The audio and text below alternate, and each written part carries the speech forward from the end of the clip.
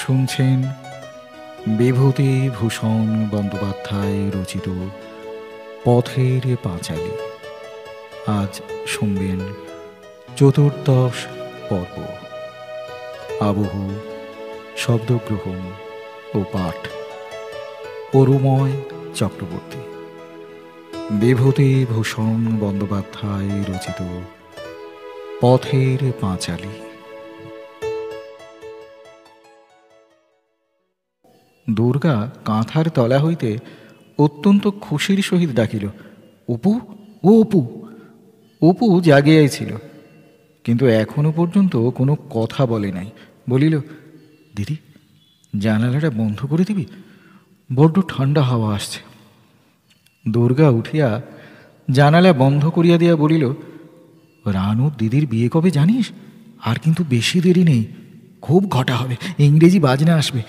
দেখেছিস তুই ইংরেজি বাজনা? হ্যাঁ, সব মাথায় টুপি পরে বাজায়, এই বড় বড় বাঁশি, মস্ত বড় বড় ঢাক আমি দেখেছি। আর একরকম বাঁশি বাজায়, কালো কালো, অত বড় নয়, ফুলোর বাঁশি বলে, এমন চমৎকার বাজে। ফুলোর বাঁশি শুনেছিস? দুর্গা আর একটা কথা ভাবিতেছিল।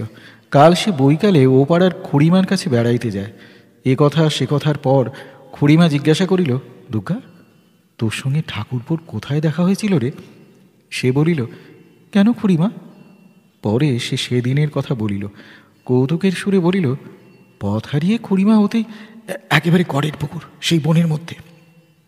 খুড়িমা হাসিয়া বলিল, আমি কাল ঠাকুরপুকে বলছিলাম তোর কথা, বলছিলাম, গরিবের মেয়ে ঠাকুরপু, কিছু দেবার থবার সাধ্য তো নেই বাপের, বড্ড ভালো মেয়ে, যেন একালেরই মেয়ে না, তা ওকে নাও গে না।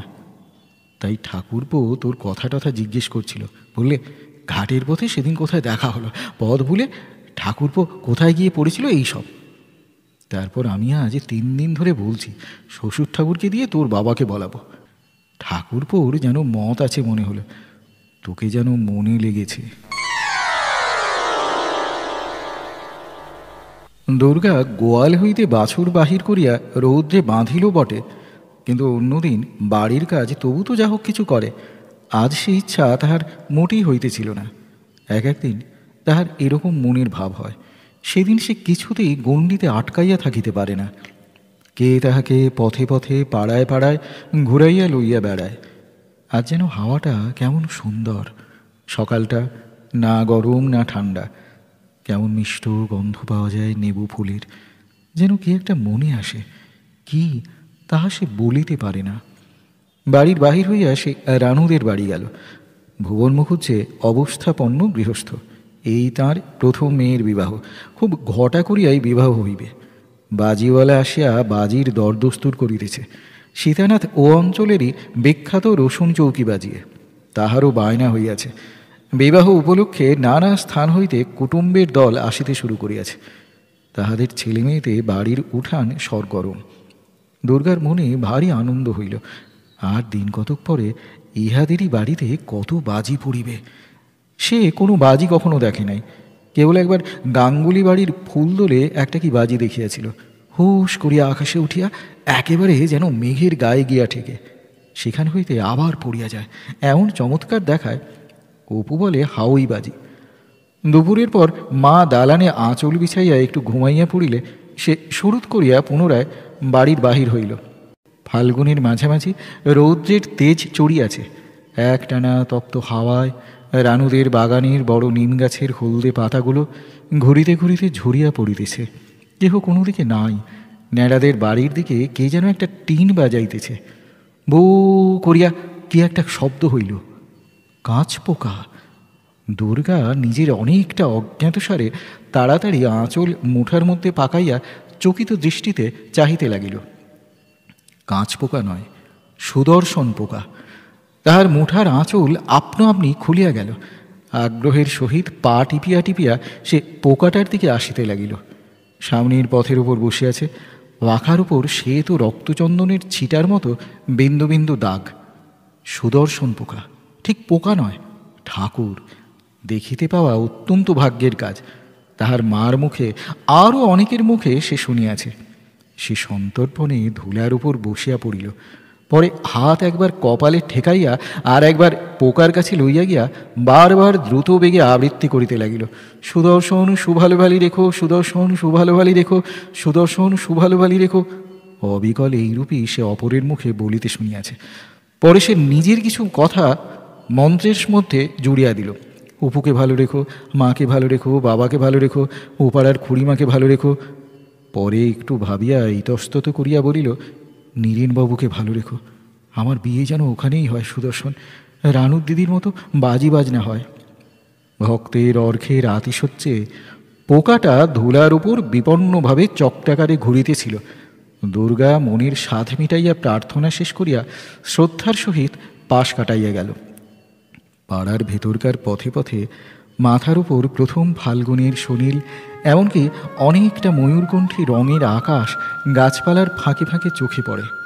শ্যাওড়া বনের মাঝখান দিয়া নদীর ঘাটের সরু পথ, সঁড়িপথের দুধারে আমবাগান, তপ্ত বাতাস, আম্রবৌলের মিষ্ট গন্ধে, বনে বনে মৌমাছি ও কাঁচপোকার গুঞ্জন রবে, ছায়াগহন আমবনে কোকিলের ডাকে স্নিগ্ধ হইয়া আসিতেছে।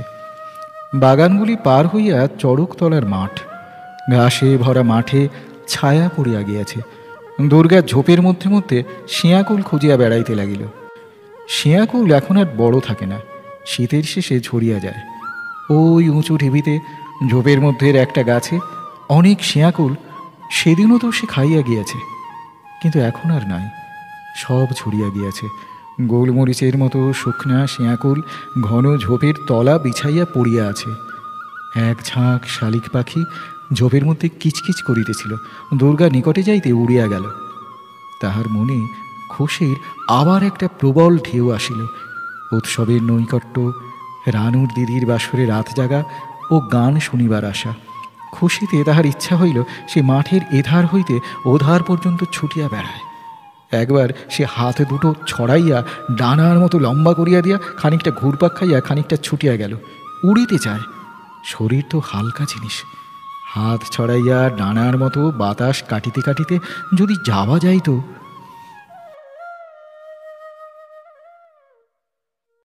শুধু শব্দ করিবার আনন্দে সে শুকনা ঝরা পাতার রাশির উপর ইচ্ছা করিয়া জোরে জোরে পা ফেলিয়া মচমচ শব্দ করিতে করিতে চলিল।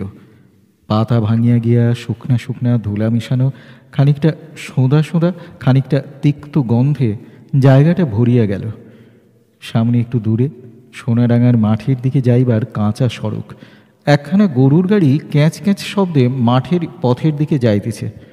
টাটকা কাটা কঞ্চির ঘেরা বাঁধিয়া তাহার উপর কাঁথা ও ছেঁড়া লাল নকশাপার কাপড় ঘিরিয়া ছই তৈয়ারি করিয়াছে। ছইয়ের মধ্যে কাহাদের একটা ছোট মেয়ে একঘেয়ে একটানা ছেলে মানুষ ধরনে কাঁদিতে কাঁদিতে যাইতেছে। কোনো গাঁয়ের চাষাদের মেয়ে বোধ হয়, বাপের বাড়ি হইতে শ্বশুর বাড়ি চলিয়াছে। দুর্গা অবাক হইয়া একদৃষ্টে গাড়িখানার দিকে চাহিয়া রহিল। বিয়ের পর মা বাবা অপু সব ছাড়িয়া এইরকম কোথায় কত দূরে চলিয়া যাইতে হইবে হয়তো। যখন তখন সেখান হইতে তাহারা আসিতে দিবে কি? সে এতক্ষণ এ কথা ভাবিয়া দেখে নাই। এই বাগান, বাসক ফুলের ঝাড়, রাঙি গাইটা, উঠানের কাঁঠাল তলাটা, যাহা সে এত ভালোবাসে, এই শুকনা পাতার গন্ধ, ঘাটের পথ, এইসব ছাড়িয়া যাইতে হইবে চিরকালের জন্য। ছইয়ের মধ্যের ছোট্ট মেয়েটা বোধহয় এই দুঃখেই কাঁদিতেছে। কাঁচা সড়কটা ছাড়াইয়া আর একটা ছোট্ট পোড়ো মাঠ পার হইলেই নদী। ওপারের ছেলেরা কি মাছ ধরিতেছে? খয়রা। এইপারে আসিলে 2 পয়সার মাছ কিনিয়া বাড়ি লইয়া যাইত। অপু খয়রা মাছ খাইতে বড় ভালোবাসে। বাড়ি ফিরিয়া সন্ধ্যার পর সে অনেকক্ষণ ধরিয়া পুতুলের বাক্স গোছাইল। ঘরের মেঝেতে তাহার মা তেল পুড়িতে গিয়া অনেকটা কেরোসিন তেল ফেলিয়া দিয়াছে। তাহার গন্ধ বাহির হইতেছে। হাওয়াটা যেন একটু গরম। পুতুল গোছানো প্রায় শেষ হইয়াছে। অপু আসিয়া বলিল, তুই বুঝি আমার বাক্স থেকে ছোট্ট আরশিখানা বের করে নিয়েছিস দিদি? আরশি তো আমার, আমি তো আগে দেখতে পেয়েছিলাম, তক্তা বসে নিচে পড়েছিল। যাও, আমি আরশি আমার বাক্সে রাখবো। বেটা ছেলে আবার আরশি নিয়ে কি হবে? বারে, তোমার আরশি বই কি? ও পাড়ার খুড়িমাদের বাড়ি থেকে মা তো কি বেরতোতে আরশি এনেছিল। আমি তো আগেই মার কাছ থেকে চেয়ে নিয়েছিলাম। না দিদি, দাও। কথা শেষ করিয়াই সে দিদির পুতুলের বাক্সের কাছে বসিয়া পড়িয়া তাহার মধ্যে আরশি খুঁজিতে লাগিল। দুর্গা ভাইয়ের গালে এক চড় লাগাইয়া দিয়া বলিল, দুষ্টু কোথাকার, আমি পুতুল গুছিয়ে রেখেছি আর উনি হান্ডুল পান্ডুল করছেন। যা, আমার বাক্সে হাত দিতে হবে না, তোমায় দেব না আমি আরশি। কিন্তু কথা শেষ হইতে না হইতেই অপু ঝাঁপাইয়া তাহার ঘাড়ের উপর পড়িয়া তাহার রুক্ষ চুলের গোছা টানিয়া আছড়াইয়া কামড়াইয়া তাহাকে অস্থির করিয়া তুলিল। কান্না আটকানো গলায় বলিতে লাগিল, কেন তুমি আমাকে মারবে? আমার লাগে না বুঝি? দাও আমায়, মাকে বলে দেব লক্ষ্মীর চুবড়ি থেকে আলতা চুরি করেছ। আলতা চুরির কথায় দুর্গা খেপিয়া গেল।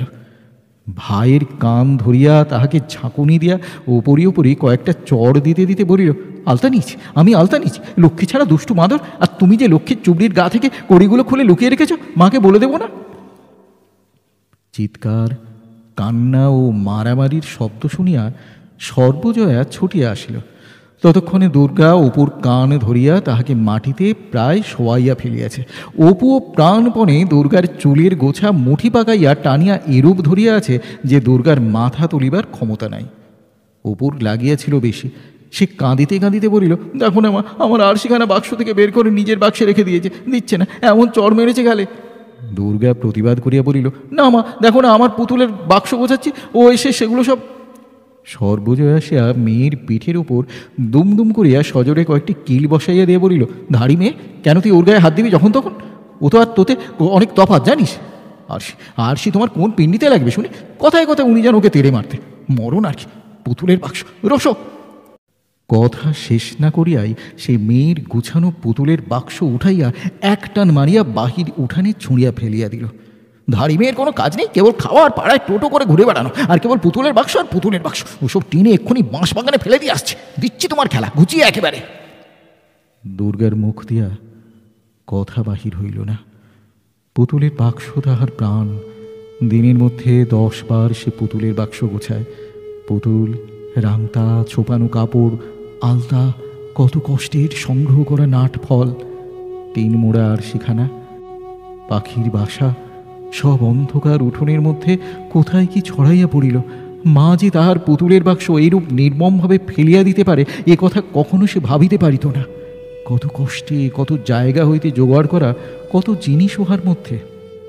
কোনো কথা বলিতে সাহস না করিয়া সে কেমন অবাক হইয়া রহিল। অপুর কাছেও বোধহয় শাস্তিটা কিছু বেশি কঠোর বলিয়াই ঠেকিল। সে আর কোনো কথা না বলিয়া চুপচাপ গিয়া শুইয়া পড়িল।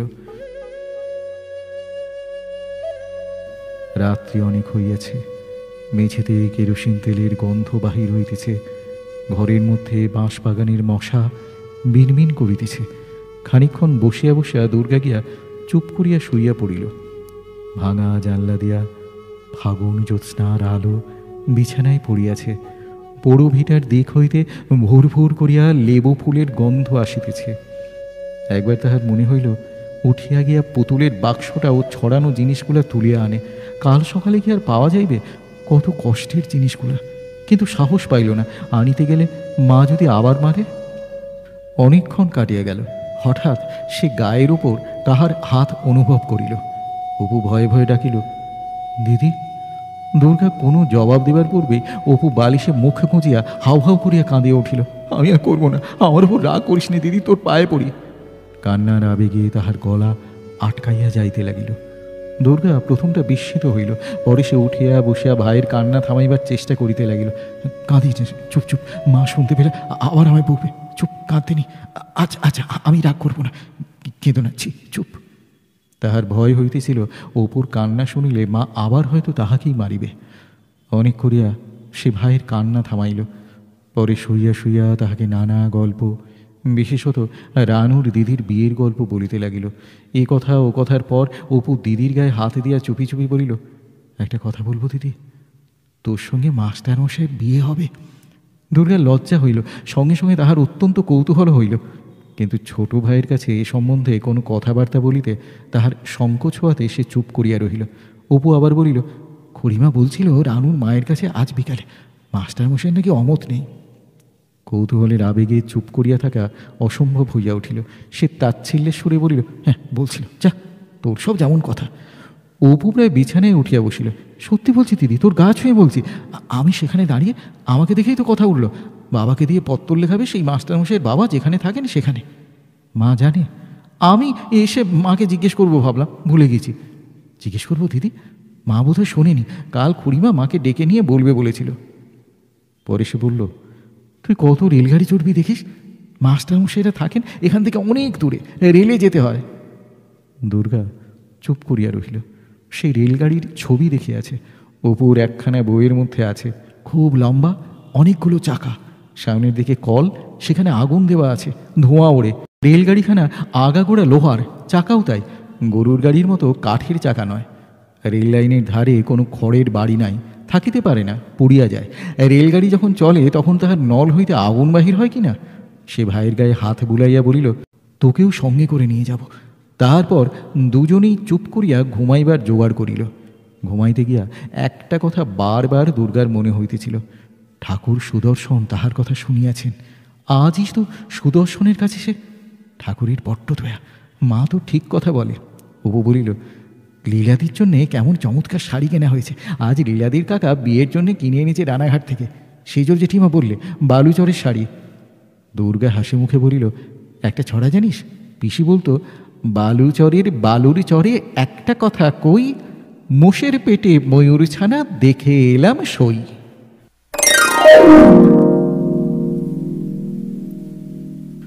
অপু কাউকে এ কথা এখনো বলে নাই, তাহার দিদিকেও না।